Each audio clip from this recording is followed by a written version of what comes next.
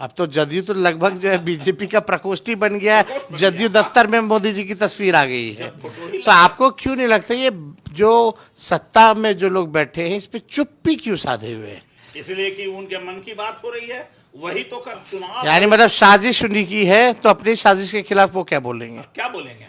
और वही लोग तो करवा रहे हैं।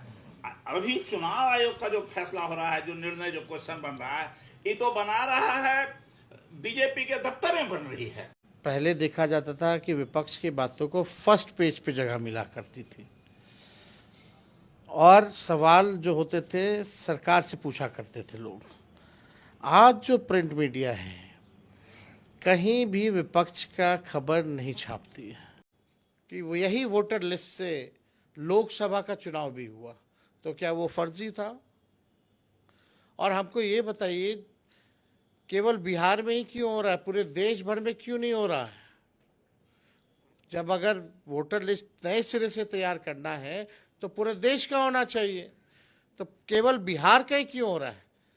और फरवरी महीने में ही एक नया फ्रेश लिस्ट आया था,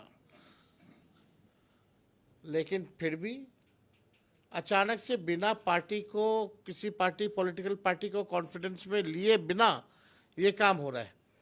और आश्चर्य की बात है कि लगातार 27 तारीख के बाद से इलेक्शन कमीशन से हमारा अलायंस, हमारी पार्टी समय मांग रही है और इलेक्शन कमीशन ने अब तक समय नहीं दिया है। इसका ये मतलब है कि इलेक्शन कमीशन के पास कोई जवाब नहीं है। अब इलेक्शन कमीशन मोदी नीतीश जी का कमीशन बन करके रह गया है। पहले इलेक्शन कमीशन वोट जुड़वाने का काम करता था बुला बुला करके, अब फर्क हो गया कि अब ये लोगों को छटनी कर रहे हैं, समय मांग रहे हैं, समय नहीं दिया जा रहा। फिर हमारे सांसद को कहा गया कि भैया समय जो है हम आपसे नहीं मिलेंगे, आप अपने राष्ट्र अध्यक्ष को बोलिए लिखने के लिए, चिट्ठी भेजे। जब चिट्ठी भेजा गया तो बोला गया कि मेल पर भेजें। जब मेल किया गया तब बोला गया कि पार्टी के आईडी से मेल करें। सभी आईडियो से हम लोगों ने मेल कर दिया। ये चिट्ठी है राष्ट्र अध्यक्ष जी का, जो आज भी लालू जी ने जो है लिखने का काम किया है। ये चिट्ठी है और अभी तक मेल पे कोई भी जवाब इलेक्शन कमीशन के लोगों ने जो है नहीं दिया है। अब वही चुनाव आयोग अपने सूत्रों के हवाले से खबर चलवाना चाह रही है, वही सूत्र जो पाकिस्तान और इस्लामाबाद में जो है कब्जा करा लिया गया था। और वो सूत्र अब चला रही है कि अब जो है डेलीगेशन के साथ नहीं मिलेगी, अलग एक साथ सभी गठबंधन के पार्टियों के साथ नहीं मिलेगी इलेक्शन कमीशन, अकेले अकेले मिलेगी। ये तो गजब है भाई, पहली बार ऐसा इलेक्शन कमीशन को तो सबकी बात को सुनना चाहिए, एक साथ सुनना चाहिए, एक ही मुद्दे पे अगर आ रहे हैं तो। पहले देखा जाता था कि विपक्ष की बातों को फर्स्ट पेज पे जगह मिला करती थी और सवाल जो होते थे सरकार से पूछा करते थे लोग। आज जो प्रिंट मीडिया है कहीं भी विपक्ष का खबर नहीं छापती है।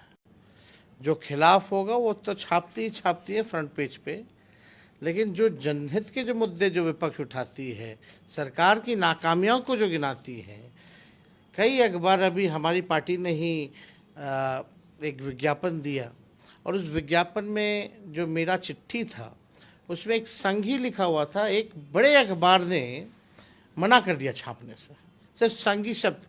2 अखबार थे जो नहीं छापना चाह रहे थे, लेकिन एक अखबार जो है तैयार हो गया छापने के लिए और एक अखबार नहीं हुआ। मतलब जिस प्रकार से पूरी तरीके से आप कह सकते हैं कि अखबार जो है अब केवल तेल मालिश जो है, ताबड़तोड़ तेल मालिश सरकार में बैठे हुए लोगों का कर रही है। जितने हमारे व्यूवर्स हैं आप सब लोगों ने देखा और आप सब लोग जो हैं चाहेंगे कि लोकतंत्र को बचाने के लिए अपनी आवाज़ को बुलंद करें और इन चीज़ों को और जन जन तक प्रचार कीजिए, लोगों को बताइए कि क्या बीजेपी और नीतीश कुमार जी मिल करके गरीबों को किस प्रकार से वोटर लिस्ट से नाम से हटवाने जा रहे हैं। वो गरीब वही तबका है, दलित है, पिछड़ा है, अति पिछड़ा है, आदिवासी है, अल्पसंख्यक भाई हैं। इन सब का नाम काटने की बड़ी साजिश है।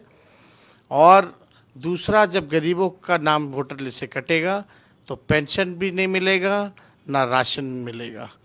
असली बीजेपी की चाल है कि राष्ट्रपति शासन लागू करके जो है राज बिहार में ये करें। तो इनके साजिशों को हम लोगों को मुंह तोड़ जवाब देना है। इलेक्शन कमीशन तो बीजेपी का प्रकोष्ठ बन के रह गया है, पपेट बन करके रह गया। अभी तक हम लोगों को समय नहीं दिया है मिलने का। पता नहीं क्यों हमारे इलेक्शन कमिश्नर जो हैं मिस्टर इंडिया हो गए हैं। तो हम चाहेंगे कि मिस्टर इंडिया मत बनिए। आप जो है सामने आइए, प्रेस कॉन्फ्रेंस कीजिए, डेलीगेशन से मिलिए और जो कन्फ्यूजन है उसको दूर कीजिए। जनता में क्लैरिटी होनी चाहिए और इंश्योर कीजिए कि किसी भी गरीब का वोटर लिस्ट से नाम नहीं कटेगा। इसलिए आप सब लोगों से अपील है, हमारे जितने समर्थक हैं उनसे भी अपील है कि इस वीडियो को ज़्यादा से ज़्यादा शेयर करें।